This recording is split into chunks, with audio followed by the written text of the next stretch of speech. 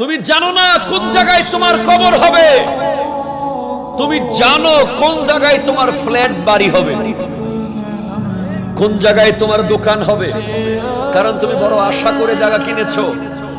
But তুমি কখনো কল্পনা করো নাই যে আসলে কোন কবরস্থানে আমি থাকব, আমার ডান পাশে কে থাকবে, আমার বাম পাশে কে থাকবে, বছরের পর বছর কেউ কি আমার কবরে যাবে কি না আদৌ তুমি তো জানো না।